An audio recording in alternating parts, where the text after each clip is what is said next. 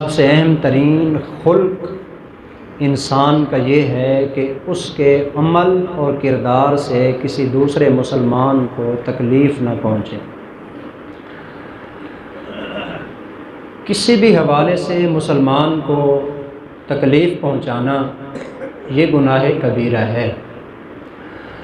اس لیے اس کے ساتھ نفرت کرنا، مسلمان سے بغض رکھنا، دل کے اندر چھپی ہوئی دشمنی پالنا، اس کے بارے میں برا سوچنا، اس کے ساتھ کوئی ایسا رویہ اختیار کرنا کہ جس سے اس کو دلی طور پر تکلیف ہو، یہ ایک مسلمان کی شایان شان نہیں ہے۔ اور خاص طور پر کسی مسلمان کے ساتھ اتنی نفرت شروع کر دینا کہ اس کے ساتھ بول چال ہی ختم ہو جائے۔ ایک بڑی زوردار قسم کی حدیث ہے، میں سنا تو دیتا ہوں آپ حضرات کو، اللہ کرے کسی کے دل میں یہ بات اتر جائے۔ جو لوگ آپس میں روٹھے ہوئے ہوتے ہیں، کئی عرصہ گزر جاتا ہے وہ ایک دوسرے کے ساتھ نہیں بولتے، کتنا بڑا جرم ہے۔ نبی کریم صلی اللہ علیہ وسلم نے ارشاد فرمایا، حضرت ابو خراش سلمی رضی اللہ تعالیٰ عنہ اس کے راوی ہیں، فرماتے ہیں کہ میں نے خود اللہ کے پیغمبر صلی اللہ علیہ وسلم سے یہ بات سنی ہے۔ آپ ارشاد فرماتے تھے، من ہاجر اخاہ سنتن فہو کصفک دمہ، کسی مسلمان کے ساتھ ایک سال تک ترک تعلق کر دینا ہے،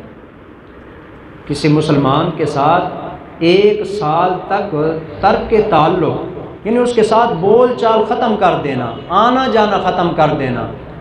اگر کوئی بندہ کسی دوسرے مسلمان کے ساتھ ایک سال تک بول چال ختم کر دیتا ہے، اس کا جرم اتنا ہے گویا کہ اس نے اس مسلمان کو قتل کر دیا ہے، یعنی قتل کرنے کے برابر، اس کا خون بہانے کے برابر اس کا گناہ ہے۔ لیکن یہاں پتہ نہیں کتنے عرصے سے لوگ ایک دوسرے کے ساتھ ناراض ہوتے ہیں، احساس نہیں ہوتا، صرف انا ہوتی ہے جی، تھوڑی سی انا ہوتی ہے انسان کے اندر کہ میں کیوں پہل کروں جی۔ حالانکہ پہلے بھی آپ نے حدیث سنی ہے، آپ نے فرمایا کہ جو بندہ پہل کرتا ہے سارا ثواب بھی اسی کو ملتا ہے، اور جس نے پہل کی اور جا کے اس کو سلام کر دیا، اگلے نے جواب نہیں بھی دیا نا،